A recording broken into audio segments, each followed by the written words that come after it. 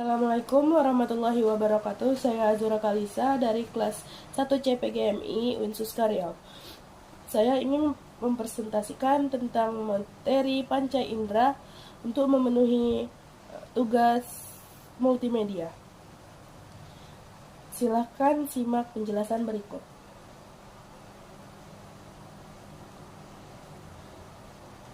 Sebelumnya, saya ingin bertanya apakah anak-anak semua sudah mengerti tentang apa itu panca indera?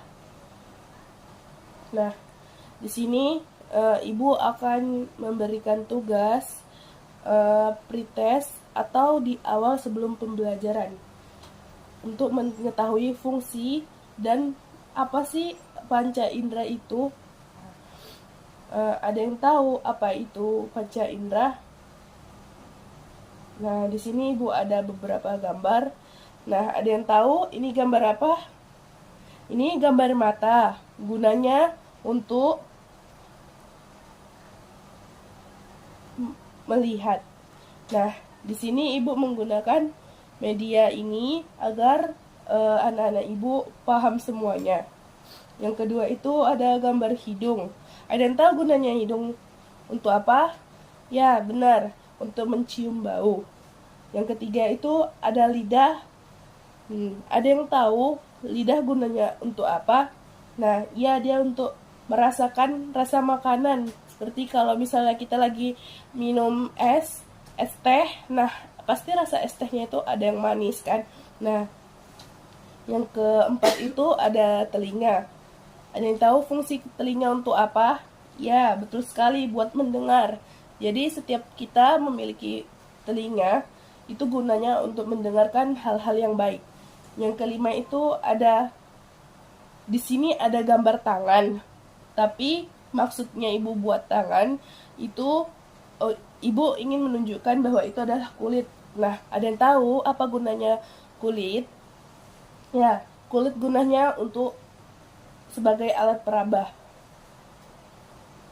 Nah, hari ini Ibu akan menjelaskan kalian tentang belajar bagian dari panca indera. Yang pertama tadi ada mata, yang kedua ada telinga, yang ketiga ada hidung, yang keempat ada lidah, yang kelima ada kulit.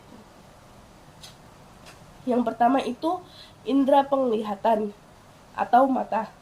Mata merupakan organ yang terpenting dalam tubuh manusia yang berfungsi untuk melihat. Mata mendeteksi cahaya dan mengubah menjadi impuls elektrokimia pada sel saraf, memungkinkan kita untuk melihat suatu objek dengan bantuan cahaya. Jadi kita melihat benda itu, kita itu memerlukan cahaya untuk melihatnya. Jadi coba kalau misalnya gelap, apakah kita bisa melihat? Apakah kita tahu di situ ada apa aja gitu? Kalau misalnya nggak ada cahaya sama sekali. Nah, makanya kita melihat itu menggunakan mata, dan mata memerlukan cahaya untuk penglihatan. Nah, bagian-bagian mata, ada yang tahu apa aja bagian-bagian mata? Nah, ya, yang pertama itu ada alis mata. Alis mata berfungsi menahan keringat yang mengalir dari atas dahi agar keringat tersebut tidak masuk ke dalam mata. Nah, jadi fungsinya alis mata itu untuk melindungi mata dari keringat, ataupun misalnya kita lagi naik motor nih kan,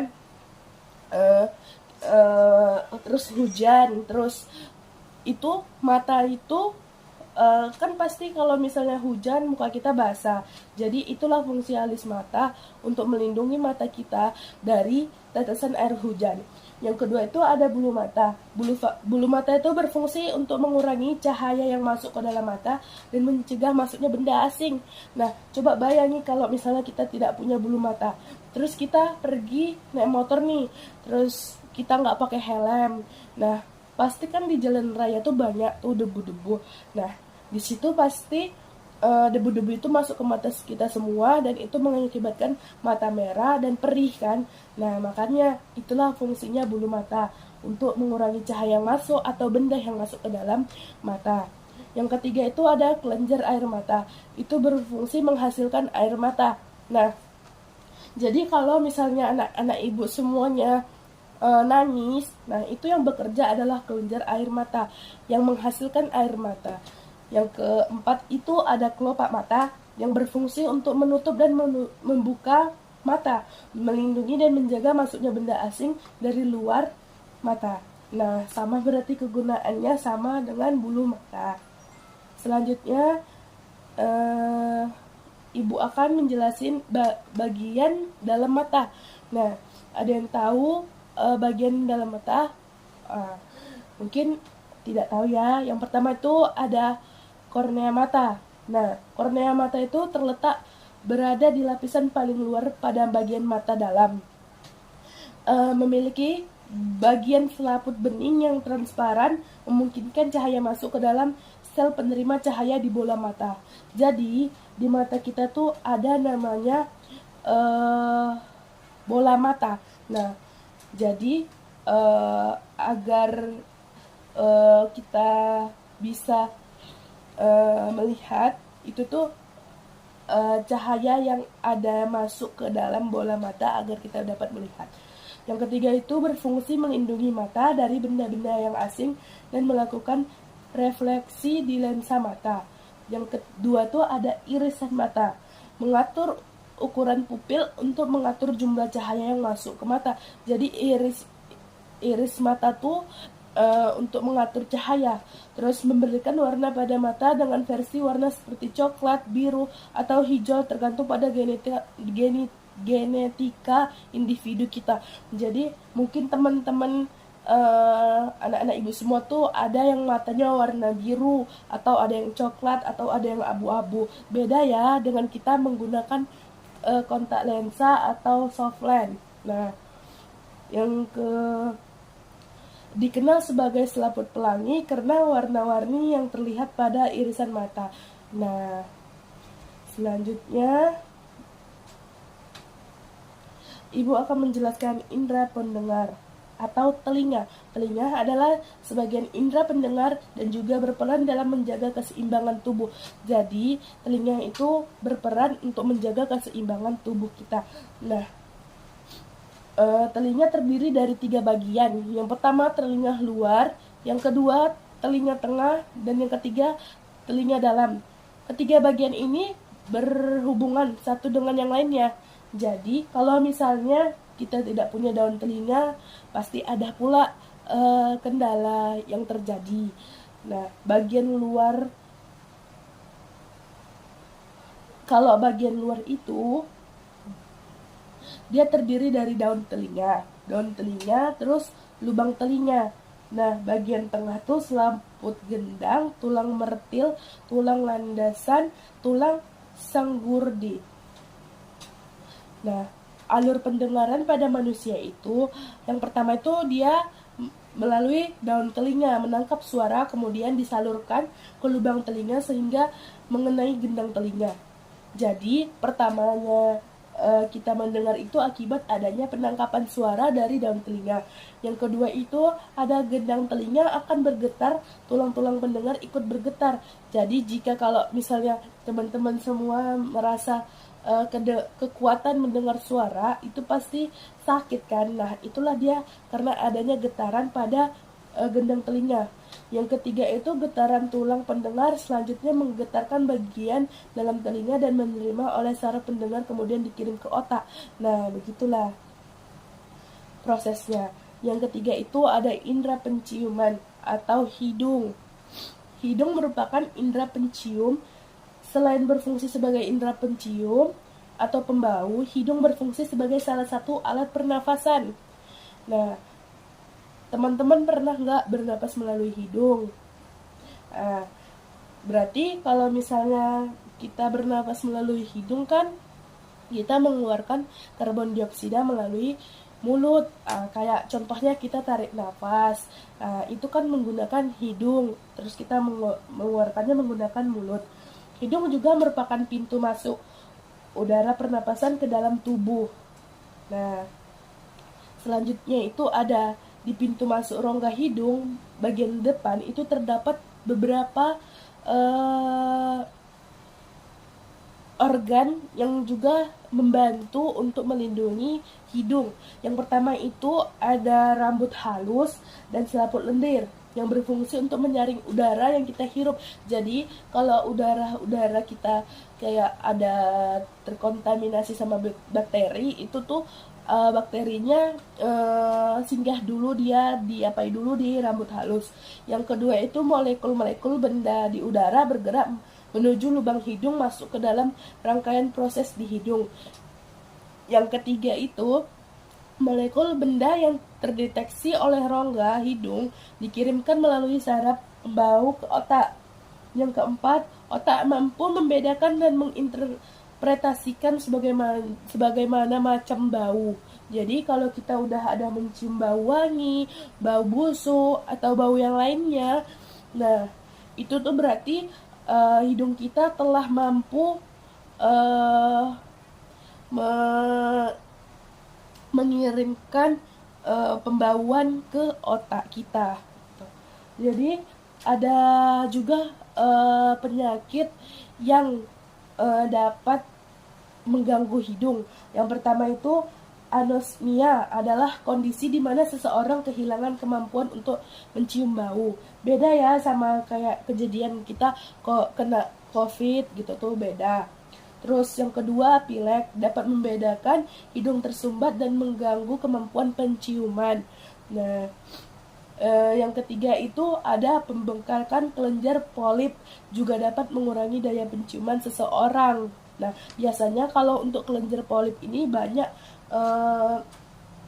orang berobat itu ujung-ujungnya dioperasi, begitu. Yang keempat itu ada indera pengecap. Nah, di sini ada gambar. Nah, yang indera pengecap itu adalah lidah. Nah, lidah berfungsi sebagai indera pengecap. Selain sebagai indera pengecap, lidah juga berfungsi sebagai alat berbicara. Nah, mengatur makan dalam mulut ketika dikunyah dan peraba. Jadi indera tuh juga lidah tuh juga termasuk indera peraba gitu. Selain sebagai indera pengecap, lidah juga memiliki fungsi sebagai berikut. Yang pertama itu ada membantu berbicara sehingga ucapan menjadi jelas. Jadi kalau ada temannya yang nggak jelas ngomongnya, mungkin barangkali lidahnya agak sedikit pendek dari kita yang jelas ngomongnya.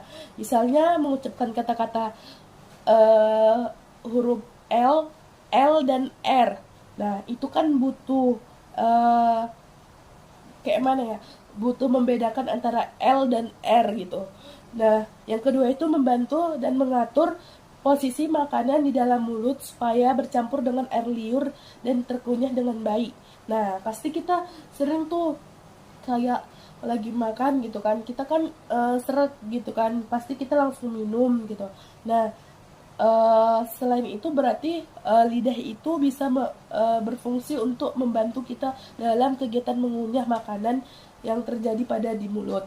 Nah, yang ketiga itu membantu menelan makanan. Jadi lidah itu membantu menelan makanan.